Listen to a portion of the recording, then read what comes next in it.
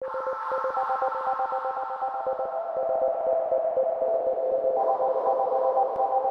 little bit about me. I actually have a PhD in physics, which I received at the University of Technology in Sydney in 2002. From there, I moved to Germany and worked there at a research centre in Geestach called GKSS, which is now the HSZ, I think. They've changed their name. Where I was working with magnetic multi-layer systems using neutrons for analysis. And 2008 came back for personal reasons, and presently I'm employed at the University Technology Sydney's InSearch.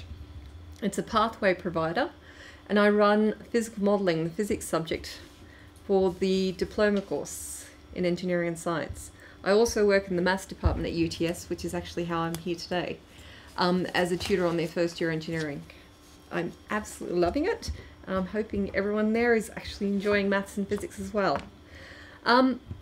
Today, I'll be looking at magnetic fields formed around conductors, but I'll be studying the middle of the story because I'm assuming that you know a little bit about magnetism. Some facts: like poles tend to repel one another, unlike poles attract one another, and if you put an unmagnetized piece of iron near a magnet, as you've got here, it will be temporarily magnetized, and what will form is a south to the north.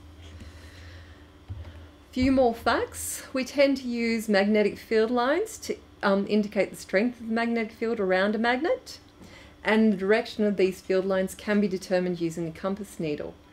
I'm sure you're all aware that the compass needle is simply a magnet itself. The direction of these magnetic field lines indicate the direction of the force that would act on the North Pole at that point, and also the magnetic field is given the symbol B and is measured in Tesla. So, the story of how magnetic fields form around conductors. It started in 1819. Hans Christian Ørsted, he was a professor of physics at the University of Copenhagen. He was demonstrating the electric cell. The electric cell was only discovered 20 years before, and when he connected this battery to a circuit, they noticed a compass needle in the near vicinity deflected. Now, I'm not saying it's an accident, because usually in science you have to be paying attention for you to notice this. Although a lot of textbooks do tend to say it was an accident. Now, Ørsted, upon seeing this, followed it up with some experimentation. What he did, he aligned a conductor along the north-south and placed compass needles above and below the conductor. When he connected the battery, the actual compass needles rotated above the line in one direction and below the line in the other direction. You're probably familiar with the right-hand grasp rule, where your thumb is in the direction of your current and a field will form around the conductor in the direction of your fingers. So here the current's from positive to negative, so our current's running this way. Now, he did several experiments. Firstly, he found that the deflection of the compass needle increased if the compass was placed closer to the conductor. If he increased the current, the deflection also increased. And the other thing, he found it was unaffected if he put materials such as glass, wood, or water between the wire, the conductor, and the compass needle. This is very similar to two permanent magnets. So he concluded a current carrying wire behaves like a magnet. So here we have the wire, the current's going through, and magnetic field lines around it with compass needles indicating the direction. Now, this would suggest if a current carrying wire behaves like a magnet and exerts a force on a magnet, the compass needle, then by Newton's third law, the magnet should exert a force on the wire. when it's carrying a current. Now, before I go on, have you ever wondered where the magnetic field comes from in lodestone or magnetite, a permanent magnet?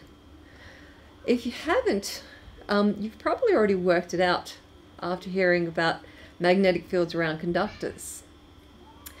You have a current producing a magnetic field. Now, according to atomic theory, electrons undergo two distinct motions. You've got the orbit around the positive nucleus, and as the electron is actually orbiting around the nucleus, it's the same as a current in a conductor. So you'll actually produce magnetic moments. Now, in this case, the net magnetic moment's downwards, and the electron actually spins around its own axis. Both of these produce a magnetic effect. Now, in most materials, these moments are actually aligned randomly and they'll cancel out. In magnetic materials, ferromagnets, they're actually aligned in the same direction that add up. So let's get back to the story. I actually thought that was interesting simply because it kind of hit me like a ton of bricks when I was working in Grenoble on a magnetic project. Okay, now Faraday, a couple of years later in 1821, was working on this problem, and well, the current carrying conductor produces the magnetic field, so it should theoretically be possible that the field interact with an external magnetic field. If we look at the diagram here, here is a U-shaped magnet, north-south, so a magnetic line's going from north to south, and here are knife edges. He placed along this wire. Now, the knife edges is simply to allow this to move freely. When he let a current go through, he found that the wire moved outwards in this case. So there was a force exerted on the wire by the magnetic field. This is known as the motor effect, and it's actually used in a lot of applications today, but I won't go into the applications. You can find the direction of the force using the right hand push rule. I call it the push rule rather than the palm rule. Your current is in the direction of your thumb, your magnetic field in the direction of your fingers, and the direction you're pushing, forces, is the direction of the force acting on your wire. Now, this is for positive charges. If you're looking at negative charges, you're looking at the left hand. Okay? So for those of you who realize it's the electrons moving in the wire, you want to use your left hand and just change the direction, and you'll still get a pushing out of the page. Now, what if we change the direction of the current? Okay, at the moment, our right hand palm rule says it's moving out of the page. But if we change the direction of the current, you'll find that the force will be inwards. It's the same thing if we actually change our magnetic poles. So we reverse it so it's north, south, south, north. We will end up having, at the moment it's up, we want down, it's going to be pushing inwards. And if we change both directions of the magnetic pole as well as the current, you'd find nothing happens. It will continue to be pushing outwards. Now, further experimentation found the force increased the larger the current was through the wire. So the force was actually proportional to the current. This was actually done with a little tiny spring, torsion spring. Now, using a stronger magnet, the force will also increase, and exposing a longer length of the wire to the field will also result in an increase. And here you'll probably notice I've tilted the magnet so that the current is tilted, the wire is tilted to the field, and you'll find that the force is proportional to sine theta. So putting all this together, we have F is equal to BIL sine theta. I like to put it that way because it's Bill, but others use different things. So let's do an example. If we have a force, what force will a conductor of length 6 centimeters experience if it carries a current of 300 milliamps and is placed perpendicular to the magnetic field of strength 0.5 Tesla as shown? So when we're actually solving a physics problem, we need to extract the information from the question. So the first thing that is mentioned is that the length is 6 centimeters. When you extract that information, you need to convert to SI units. Centimeters must go to meters, so we're dividing through by 100 to get 0.06 meters. Following this, in our question, it says it carries a current of 300 milliamps. 300 milliamps, that's the same as 300 times 10 to the minus 3 amps. So we're looking at 0.3 amps. And it's placed perpendicular to the magnetic field of strength 0.5. So there's our magnetic field strength. And since it's perpendicular, the angle is 90 degrees. Now, once we have our data, it's simply a case of substitution. So here, placing it in, there's our magnetic field, our current, and the length of our wire as well as the angle. So we have 0.009 newtons. You can, if you know other details, rearrange this equation. So you'd be dividing through, say if you want B, it'll be F divided through by I, L and sine theta.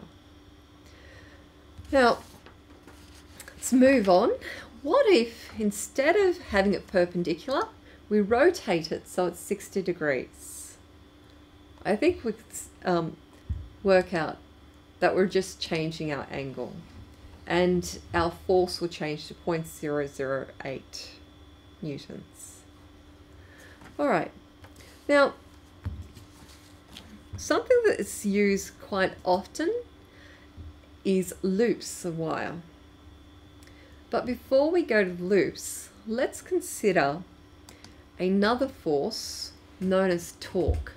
Torque, it's measured in Newton meter, of a force is the measure of its tends to cause a body to rotate. If you look at this spanner here, so there's our spanner, and that's the axis of rotation where the bolt is. If we apply a force at the end, it will cause this to rotate clockwise. If we apply it very close to the axis of rotation, now I'm just going to use, I think you can see this if I put it there. Yeah. Now, if I apply the force here, this will actually rotate quite easily. If I apply the force here, which is near the axis of rotation, it's not going to rotate easily. If I'm applying it here, it's not going to rotate at all. What this means is that we need our force to be perpendicular and as far as possible from the rotation axis for this thing to rotate. Okay, now that means our torque is defined as, well, it doesn't mean that our torque is defined as it, but the torque is actually defined as the product of the force acting and the perpendicular distance at which it is acting from the rotation axis. Now, if we have, I should go back, that distance here, given the symbol L, is also known as the lever arm or the moment arm. So I'll probably mention lever arm or moment arm in future slides. Now, if we put a force, instead of acting perpendicular, there, so you've actually got a nice background. Instead of acting perpendicular, we actually put it at an angle. It's still going to rotate, but not as much, because only the perpendicular component of that force is going to act. So here, perpendicular component, horizontal component, and we've got something acting at an angle. So we need to find that perpendicular component. And in the diagram that we have here, there's the force in green, and it is only this component we're after, so that's F sine theta. So if we put it in, now I've actually got R in the diagram for the radius. So we've got FR sine theta is our torque. Now, if we take a loop of wire, a rectangular loop with n turns, and put it in our magnet, what will actually happen is you'll have a force on the top part of the wire inwards and on the bottom part of the wire outwards. You can work this out with your right hand push rule. So at the top it's going up, the force is in, and the bottom it's moving out. So if we have an axis of rotation, this thing will actually rotate. So it experiences a torque.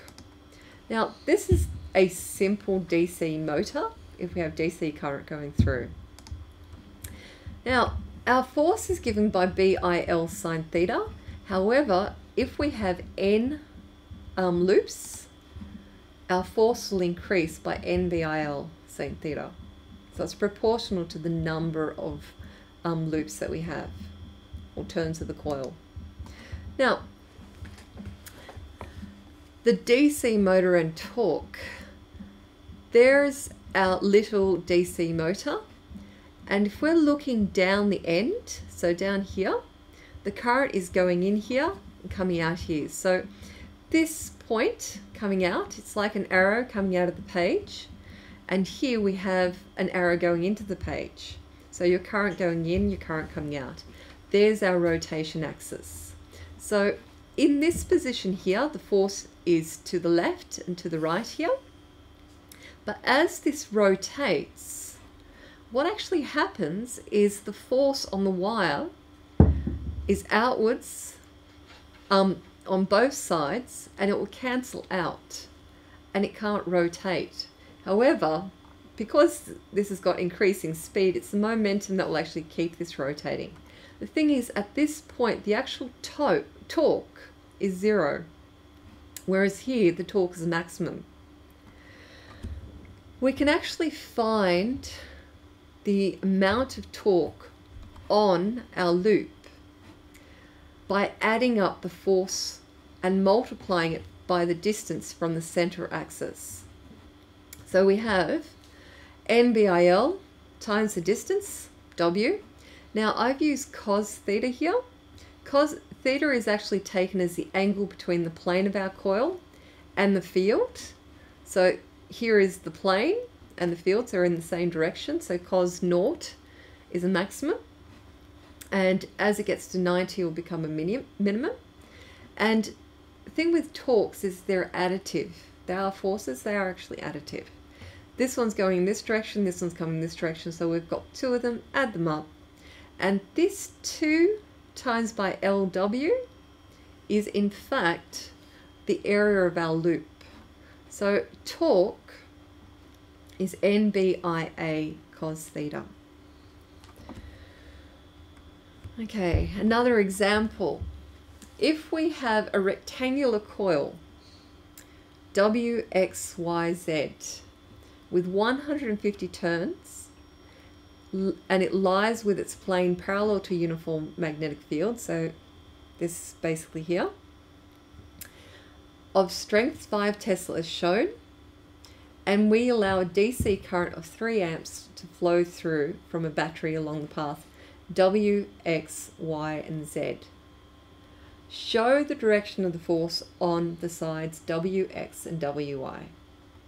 So if we're showing the direction of the force, the current's coming in, our magnetic field is traveling into the page. So if we're using our right hand rule, on WX, our palm goes up. I should get you guys to do this because I can actually see you. So, does anyone like to try the right hand push rule? No? Thank you! It's making this interactive. Okay, so on WX, it's actually moving upwards. Okay, what about on YZ? Is it going up? It's going down. Thank you. So let's press the magic button and we'll make that appear. So we've now got the force up and force down here. Okay, so if the side XY is 30 millimeters, so XY is 30 mil, and the side WX and ZY are 50, what are the forces acting on the side WX, XY, and YZ? So let's move on. Let's look at the data. Once again, we are given this in millimeters. The formulas that are used in physics need SI units, so you must convert everything to SI units. So 30 mils, divide that through by 1,000, and you get 0.03 meters. WX and ZY, 50 mil, divide it through by 1,000, and you get 0.05 meters. Our area, because we will be using this later, is simply LXY times by LWX. So it's not coming up for some reason. Oh, there it is. 0.0015 meters squared. And we have more data, which is there. Our current, which is 3 amps, our magnetic field 5 Tesla, and the number of turns is 150. Now, I like to keep the diagram on the same page, so I've just copied and pasted it here, simply so I can see what's happening.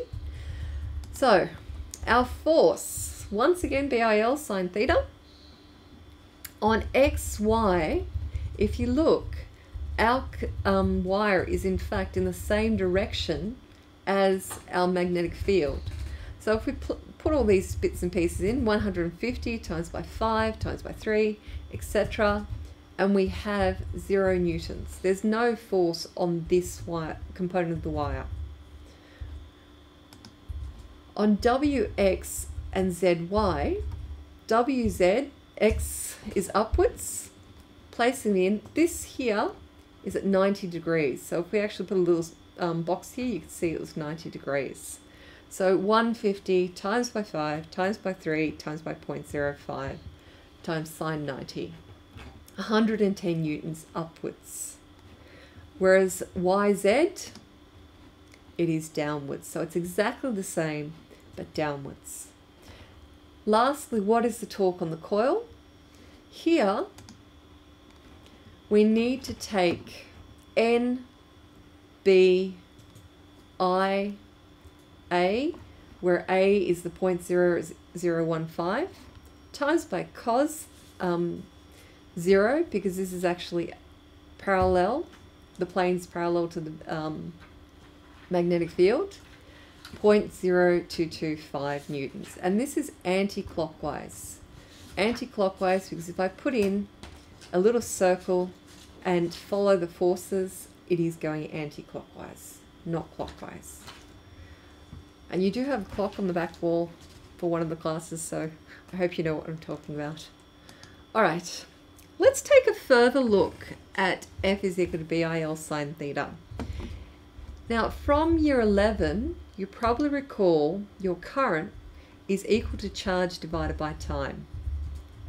If we substitute Q over T in for the current here and move this across, move the T across so it's under the L, so you've now got BQ L over T sine theta. That L over T is simply distance over time, which is our velocity. Once again, year 11. Don't ever forget year 11 just because you're in year 12. Okay, what this means is if we have a charge with a velocity v traveling at an angle theta to a magnetic field, a strength B, it's going to experience a force given by Q, V, B sine theta. Okay, your current carrying conductor simply is a series of moving charges that are locked within that conductor. So they're going, it's the moving charges in your conductor that are experiencing the force. Now, the force on your charged particle is also found using the right-hand push rule.